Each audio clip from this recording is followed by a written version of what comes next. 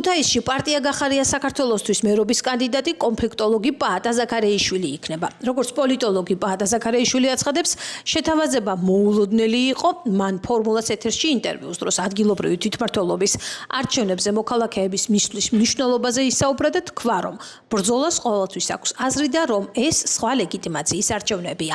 Კონდა კონსულტაციები შეხვდი რამოდენიმე ადამიანს შემოთავაზეს, ეს იყო რთული გასაწყვეტი, მოულოდნელი იყო ნამდვილად, მომიწია ოჯახთან გასაუბრება, ჩემს მეგობრებთან, ახლობლებთან და მე გადავწყვიტე დავთანხმებოდი, იმიტომ რომ პრინციპული მნიშვნელობისაა. მე საპარლამენტო არჩევნების დასრულებიდან მეორე დღესვე მოუწოდებდი პოლიტიკურ პარტიებს, რომ მომზადებულიყვნენ ადგილობრივ არჩევნებისათვის. ანუ ეს ჩემი პრინციპული საკითხია. ზოგადად, როგორც მოქალაქის, ყველა არჩევნებში მონაწილეობა მივიღოთ, არცები უნიკალური მოვლენა, რათა ცვლილებებს ხელი შეუწყოთ.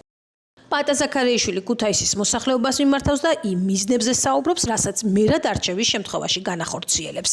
სულ სხვა ლეგიტიმაციის, სულ სხვა არჩევნებია, ჩვენ არ შეიძლება ქართულოცნებასთან პოლიტიკურ პაიქრობაში წყალს გადავაყოლოთ ქუთაისის პრობლემები. რაც ყოველთვის ნებისმიერი ქალაქის ცნობილი, ნებისმიერი დაბის სოფლის წინაშე არის. ამიტომ მოუწოდო და ვაჩვენო მაგალითი ლელოსა და გახარიას პარტიებს შორის თანამშრომლობის მაგალითი, რომ საქართველოს გაუჩნდა უნიკალური შანსი თანამშრომლობისა, координаციისა, თუ გინდ იყოს განსხვავებული მოსაზრება. ამიტომ მე როგორც ჩემი ცხოვრება 67 წლისა ვარ. ჩემი ცხოვრების მთელი თუ რამე შემილია ვიტრაბახო და თავი მოვიწორო ესა რომ არასდროს კორუფციაში არ ყოფილა, თუმცა მუდმივად კორუფციის ჩრდილში გავდიოდი, ტყვეების გაცვლაში, ციხეებში მუშაობაში, ყველგან ყოველთვის მქონდა საშუალება ჩავფლობილიყავი კორუფციაში და ყველა ვინც მე თავაზობდა თანამშრომლობას, შევარდნაძის რეჟიმი იყო თუ სააკაშვილის რეჟიმი იყო და თან ვთანხმდებოდი. ყოველდღიურად იმიტომ რომ კორუფცია შეუძლებელი იყო, მე ვისყლედი კორუფციას და კორუფცია არ ყოფილა ჩემი მაგალითად თუ შეიძლება ასე ითქვას მიმზიდველობის რაღაც ღირებულება. ამიტომ მე ვთავაზობ ქუთაის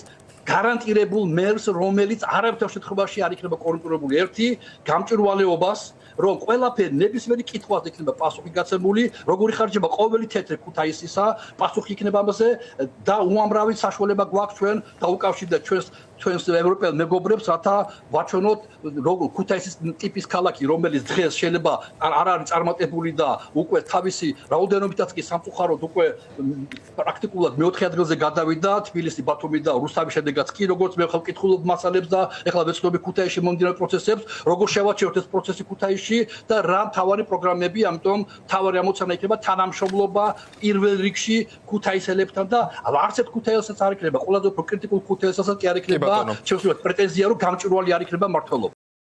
ელოძლიერი საქართველოს წევრმა გიორგი სიორიძემ პალიტრანიუსის გადაცემაში 360 გრადუსი ქუთაისში გახარია ხაზარაძის მერობის კანდიდატად პაატა ზაქარეიშვილის დასახელებას გამოეხმაურა. სიორიძის თქმით, ზაქარეიშვილი გახარია საქართველოსთვის კანდიდატია, თუმცა მას ქუთაისში ლელო კონკურენტს არ დაუყენებს.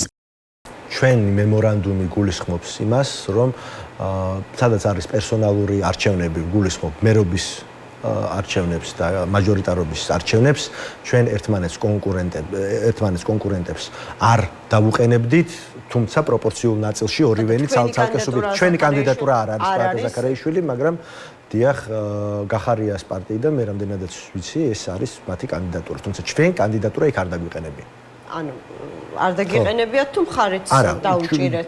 თქვენ იცით, ჩვენი მემორანდუმის არსი არის ის, რომ ყველა მუნიციპალიტეტში, სადაც ერთი აყენებს კანდიდატურას, მეორე სუბიექტი, მეორე პარტია იქ მას კონკურენტს არ უყენებს.